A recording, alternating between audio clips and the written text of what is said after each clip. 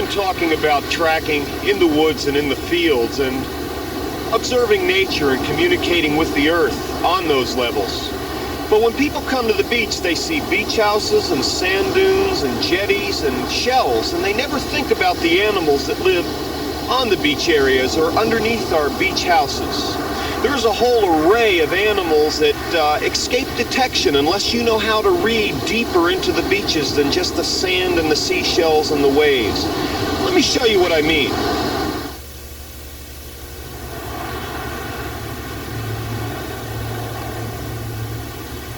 Now you see here that we have cat tracks on the beach. This is not just a house cat. This is a house cat that has gone wild, a feral cat. Mainly you tell the difference because of the patterns that these animals take. This is the normal traveling route for this animal, from garbage can to beach to garbage can to beach. And what people tend to do down here, which is sad, is in the summer they'll buy a kitten. It'll stay with them all summer, and then when they go back home to wherever they live, they leave the cats down here. So feral cats are becoming a problem down here. You can tell these are cats too by the very rounded footprints. Very, very round. There is no claws visible in the tracks. And all the toes in this cat track are the same size.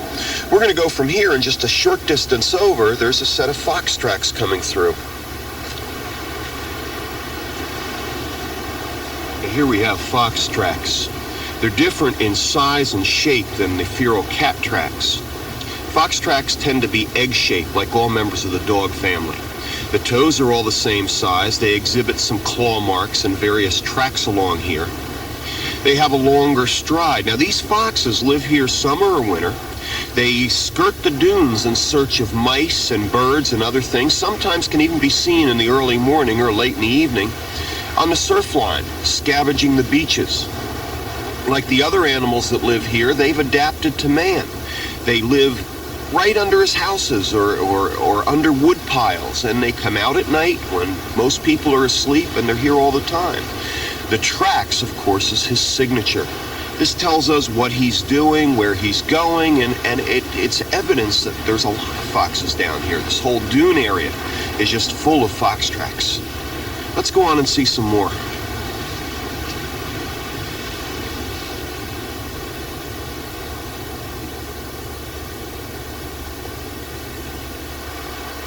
Small animals, such as this little rat, come out long after the beach bathers and the beach parties diminish.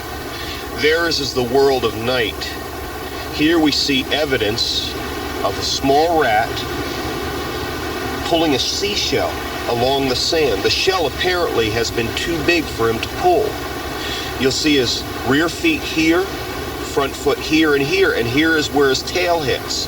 The tail is used as a balancing mechanism so that he can counterbalance the weight of that shell. Now, he is out in the middle of the open.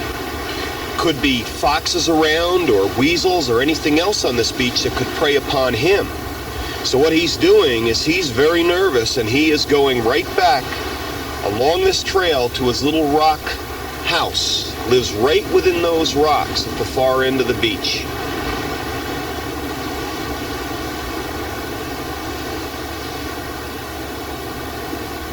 Notice how close we are to beach houses. Now, most people think that on the beach there's just seagulls and a few other little animals. But right here by the beach houses, you'll see here that we have rabbit tracks. Now, this tells a whole story in here. This rabbit was coming along the beach early this morning with these two steps and slowed down.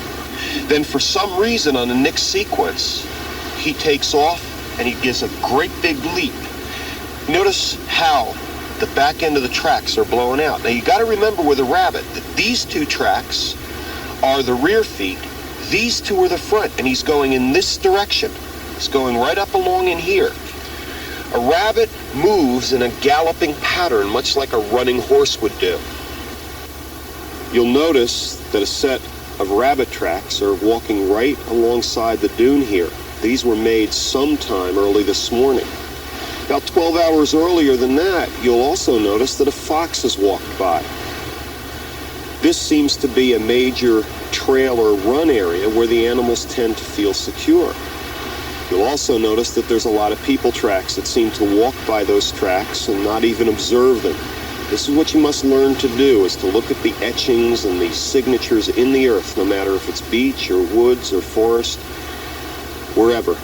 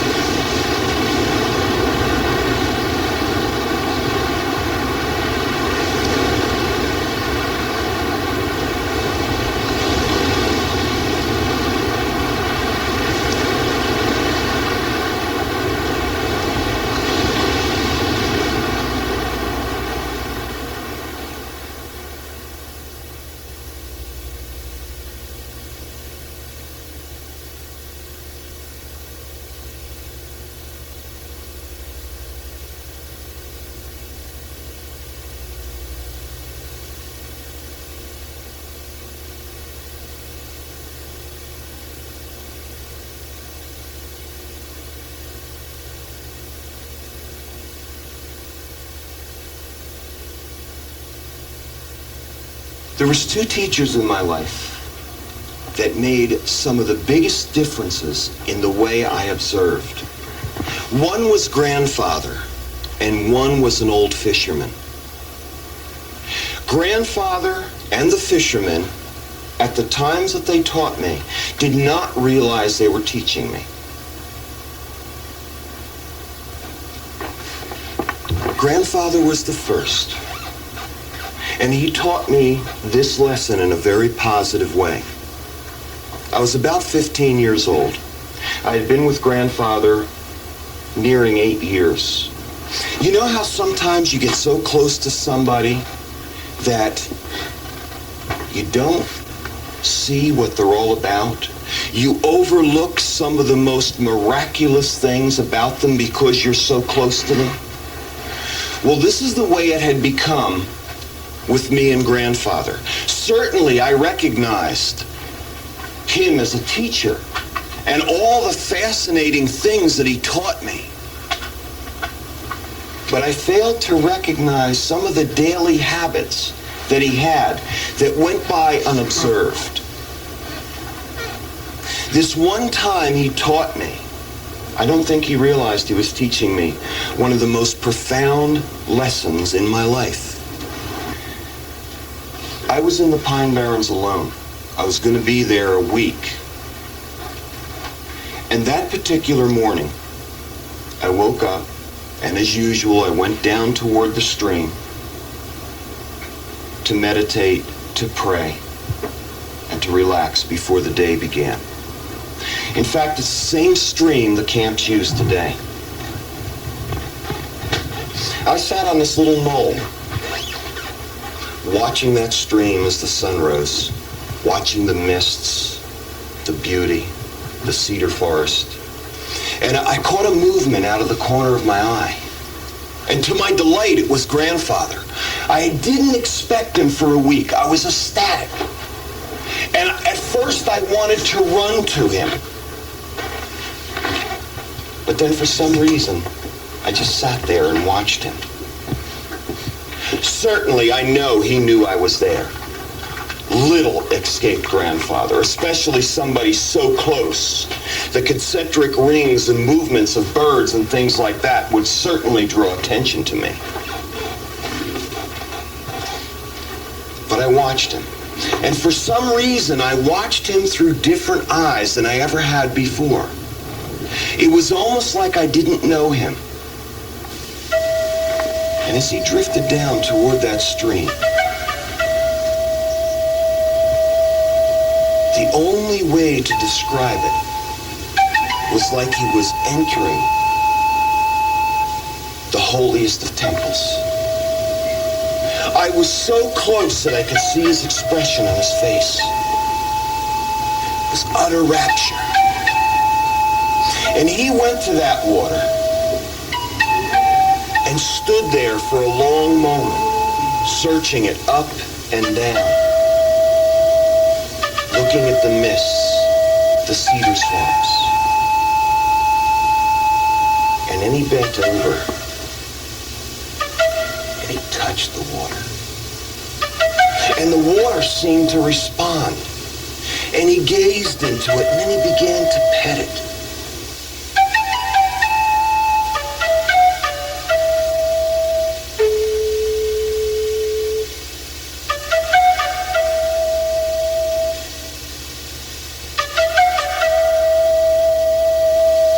And then he felt it.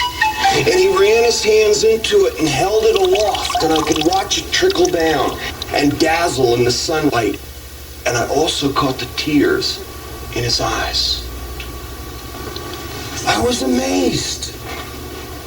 Here was a man who had traveled the entire United States, Canada, and parts of South America, had swam in the greatest waterways, had stood under the most magnificent waterfalls. And here he stood in utter rapture in some insignificant little stream in the Pine Barrens.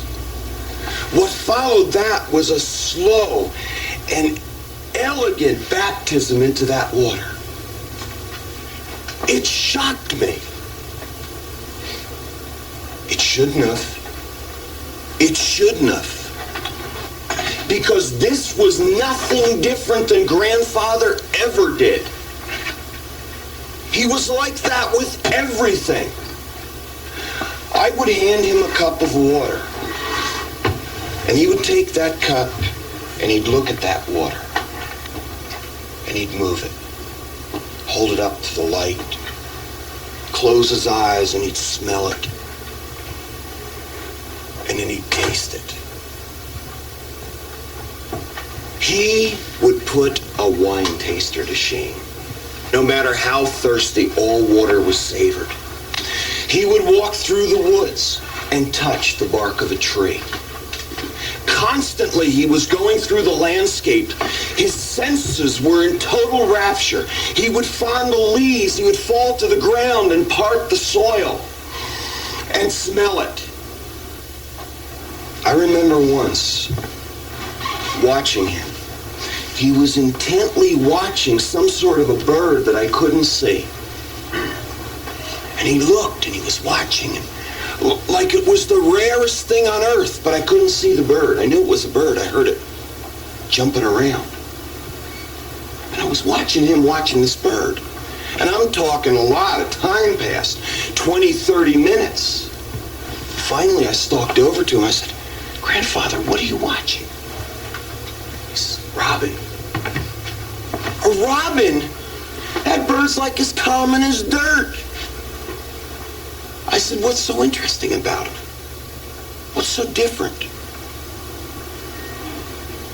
The bird finally flew off and he kind of shook his head. He said, "It's a robin. Different than every other robin." I couldn't understand. He picked up a stick, and in the sand he sketched a crude outline of the bird.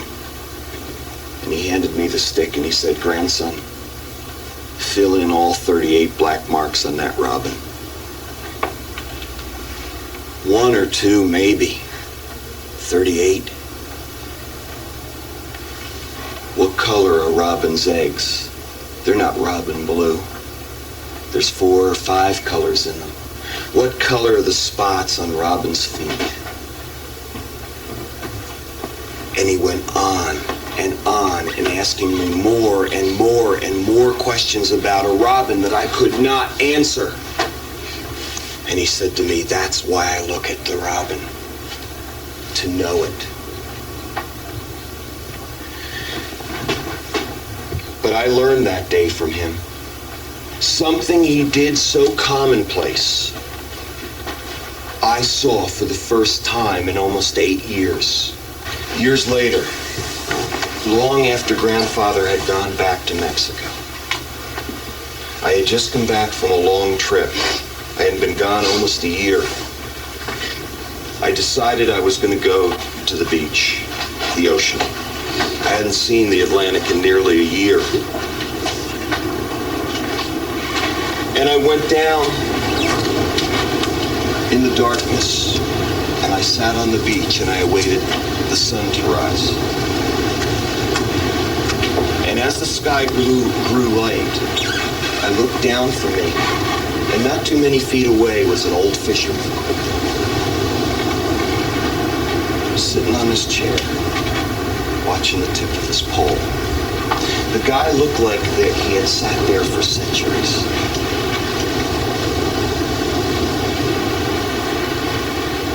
And I began to wander around. I sat down near him, and we started to talk. Beaches were totally deserted for that time of year. And we talked about tides and about the weather and about fishing, mostly fishing, and about seagulls and about people. And the guy told me he had been fishing that beach for nearly 33 years.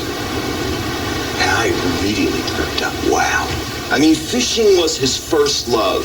In fact, he had retired several years ago. And instead of just coming to the beach every weekend, he bought a house near the beach. And every day, except for the nastiest weather, he would come down and fish.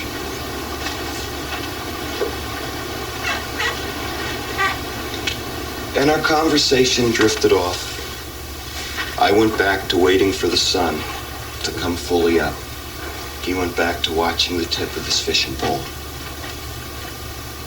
And I reached down as I sat in the sand, and I picked up a handful of sand. And I started to finger through it, letting it glisten in the afterglow of dawn. And he kind of looks over and he goes, "What you got there?" In a mocking sort of a way. I said, "Beach sand." And he goes, "Oh, beach sand, it's gray and white. What do you want to look at that for? You never been to the beach?" And I was shocked. Gray and white. And I turned and I looked at him, and I hate to have disrespect for an elder. But I said to him, "Old man, do yourself a favor and look at the sand." And he just went, "Huh," and went back to fishing. Well, subsequently, the sun began to rise, and I hear this almost inaudible voice saying, "My God, my God."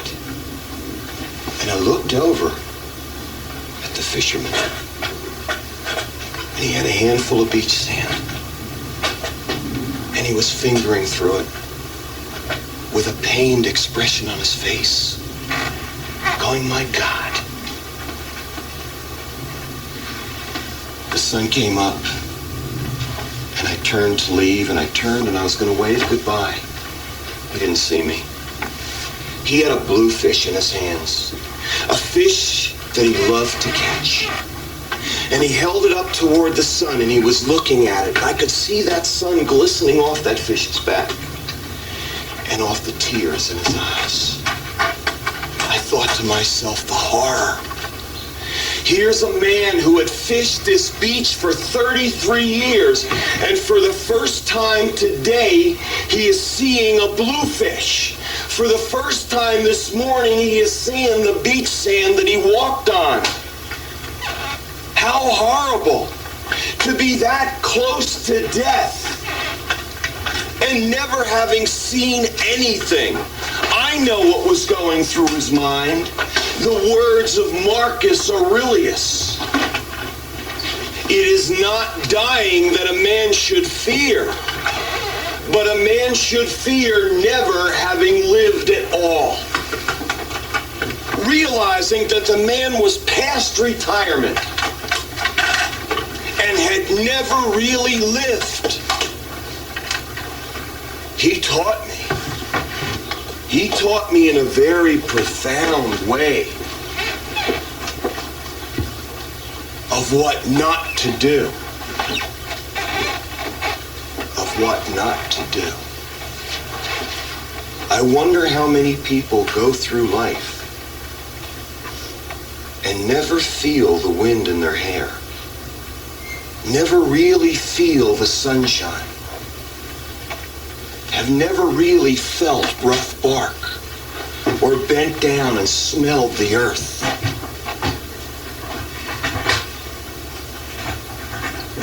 Or even touched the face of a loved one and felt it. It is not dying that a man should fear, but a man should fear never having lived at all. Every day, you're given a choice to be like grandfather or be like the fisherman. How horrible it must have been for him. I never saw him again. I wonder if the last remaining years of his life,